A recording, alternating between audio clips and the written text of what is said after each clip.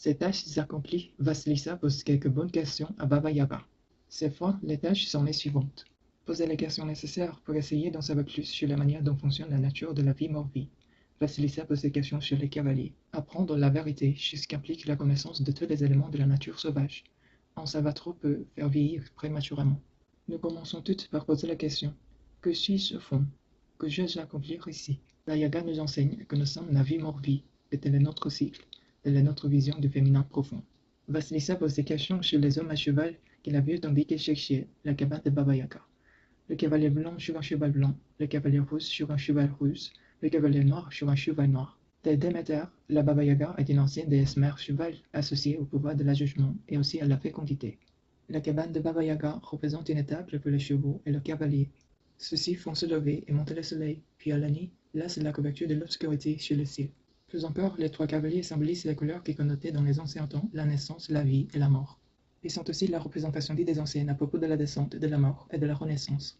Le noir pour la dissolution des anciennes valeurs, le rouge pour le sacrifice de précieuses illusions, le blanc pour la lumière nouvelle, la connaissance nouvelle qui naît des deux expériences précédentes. Il y a dans cette histoire deux épiphanies. La vie de Vasilissa est revivifiée par la poupée et par sa rencontre avec Baba Yaga, et en conséquence par toutes les tâches qu'elle mène à bien. Il y a ces demeures dans la famille, celle de la troupe-mère originelle et celle de la belle famille, demeures dont nous voyons qu'elles sont utiles et qui vont au bout du compte conduire la jeune chichée vers une vie plus épanouie. De l'importance cruciale de se laisser vivre, laisser mourir. C'est le rythme de base, c'est le rythme naturel que les femmes doivent comprendre. C'est ce que veut dire Baba Yaga lorsqu'elle affirme. En savoir trop peut faire vieillir prématurément. Il y a une dose de savoir pour chaque âge, pour chaque étape de l'existence. Dans le conte, c'est trop demandé que de chercher à connaître la signification des mains qui apparaissent et viennent extraire l'huile de blé et des graines de pavot, l'un et les autres étant des remèdes liés au don de la vie et en relation avec la mort. Vasilissa pose des questions sur les cavaliers, pas sur les mains. Essayez de comprendre le mystère de ces servantes qui apparaissent et disparaissent, se font des mains désincarnées, et qui vont à vouloir percer le secret au cœur de Numino. En avertissant Vasilissa, qui ne doit pas le faire, la poupée Baba Yaga la met en garde.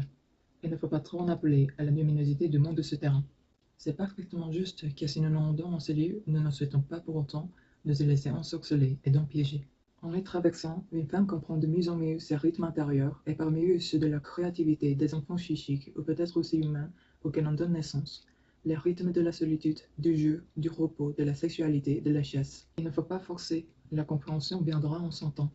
Il faut accepter que certaines choses soient hors de notre portée, même si elles s'agissent sur nous et nous enrichissant. Comme on dit ma famille, il y a des choses qui sont l'affaire de Dieu. Donc, lorsqu'on arrive vers la fin des étages, l'héritage des mères sauvages est approfondi.